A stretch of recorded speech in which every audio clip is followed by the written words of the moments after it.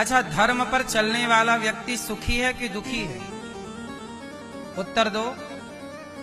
कौन, क्या है? धर्म पर चलने वाला व्यक्ति सुखी है कि दुखी है?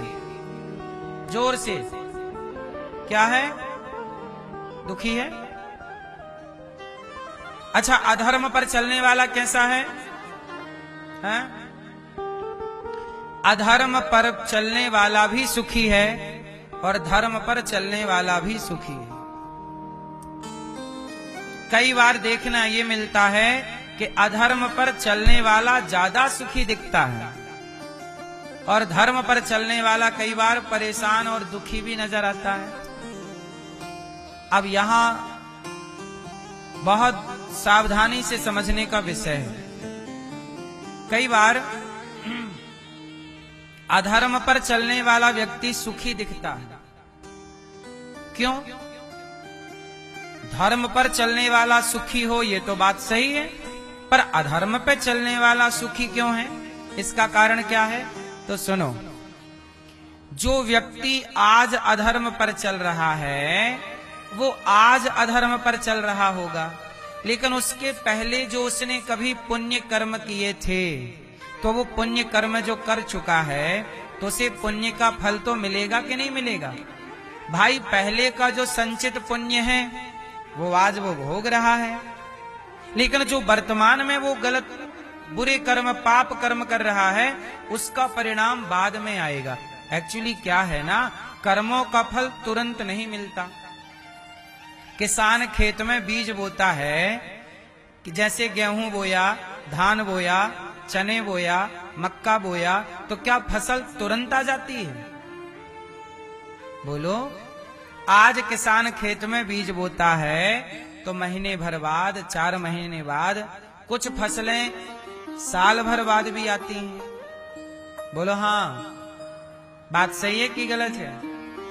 जब किसान का बोया गया बीज उसकी फसल आने में महीनों लग सकते हैं, तो जो कर्म आज आपने किया, माना कि आज आपने किसी को एक रोटी दे दी या आपने किसी की एक रोटी छीन ली, आपने पाप किया या पुण्य किया, आज आपने जो किया है उसका फल आज ही नहीं मिलेगा।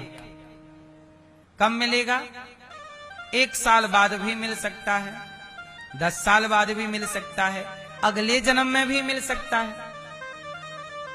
तो जो व्यक्ति आज पाप करता है और वो आपको सुखी दिखता है तो वो उसके पूर्व जन्म का सुख वो आज भोग रहा है। पहले अच्छा किया होगा तो अच्छा भोग रहा, अब आज उसकी बुद्धि बिगड़ गई, वो गलत कर रहा है। जो बुरा कर रहा है वो कल आने वाले टाइम पे भोगेगा। लेकिन आपको क्या लगता है कि देखो वो तो बुरा कर रहा है, बड़ा सुखी है। अरे, वो जो वर्तमान में बुरा कर रहा है उसका फल बाद में आएगा। टाइम लगता है ना मेरी माँ, किसान की फसल आने में टाइम लगता है तो कर्मों की फसल आने में भी तो टाइम लगता है। लेकिन आप लोग वर्तमान को देखते हो, देखो जी वो तो बेईमानी कर रहा है, हम भी करेंगे अब ऐसे काम, हम भी बड़े आदमी बनेंगे। उसकी देखा देखी आप भी बुरे काम अपना लेते हैं। अच्छा, आपका दूसरा सवाल ये है कि महाराज जी हम तो पाप करते नहीं, हमने तो कोई पाप नहीं किया, पर देखो हम तो धर्म पर चल रहे हैं, सत्य पर चल रहे हैं, पर हम परेशान हैं। हाँ, आपने पहले कोई पाप कर्म कर लिया होगा, वो आज मिल रहा है। जो आज अच्छा कर रहे हैं सब्र रखिएगा। अच्छा ये बताओ, सुदामा जी पापी हैं कि पुण्यात्मा हैं? बोलो जोर से। सुदामा जी धर्म पर चल रहे हैं कि अधर्म पर? धर्म पर। लेकिन धर्म पर चल रहे हैं और आप हालत देख रहे हैं, खाने को रोटी नहीं है।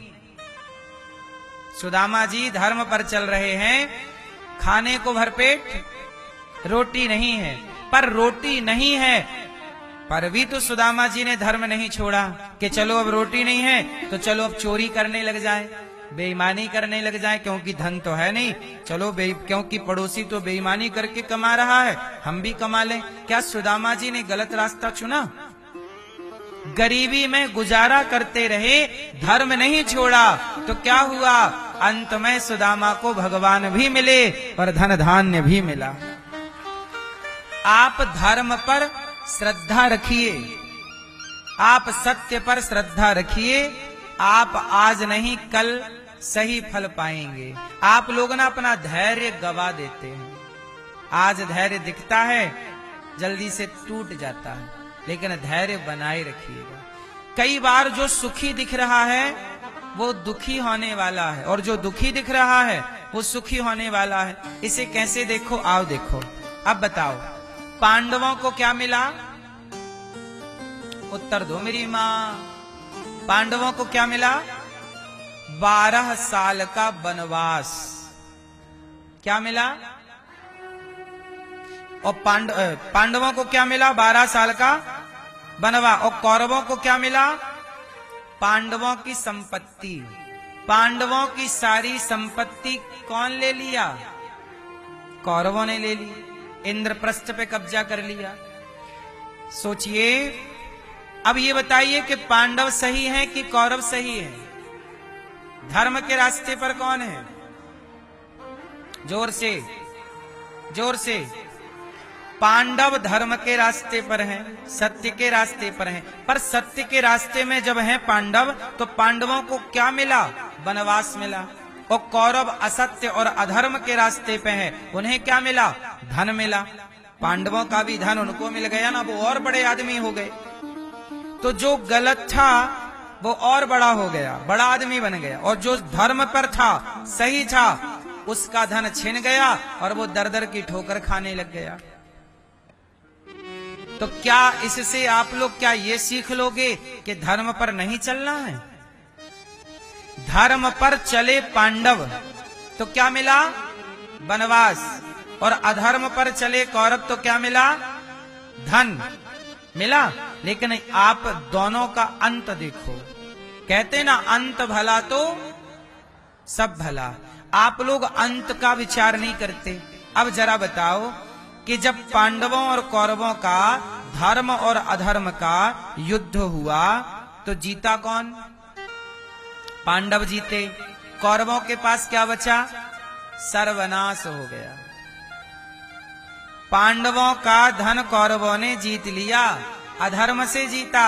कौरव अधर्म पर चल रहे थे तो अधर्म का परिणाम क्या हुआ? कौरवों का सर्वनाश हो गया।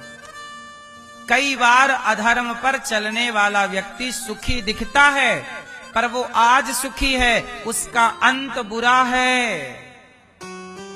और कई बार धर्म पर चलने वाला आज दुखी दिखता है, पर उसका अंत बहुत भला है, अंत अच्छा है। परिणाम आखिरी में आता है।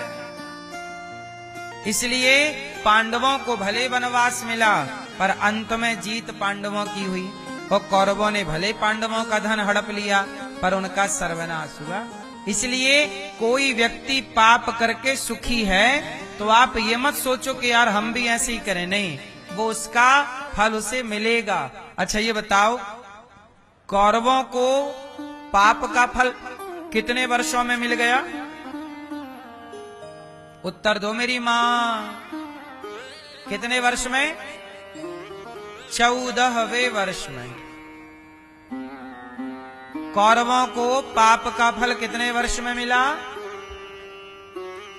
पाप करोगे, अधर्म पर चलोगे तो अधिक से अधिक 14 साल आप सुखी रह सकते हैं।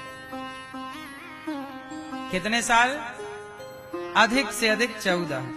15वें साल आपकी उल्टी गिनती चालू हो जाएगी। इसलिए कहता हूं, बेईमानी, अधर्म की ओर बिल्कुल पांव ना रखिए। भले चटनी रोटी, अचार रोटी, नमक रोटी खा के गुजारा कर लीजिएगा।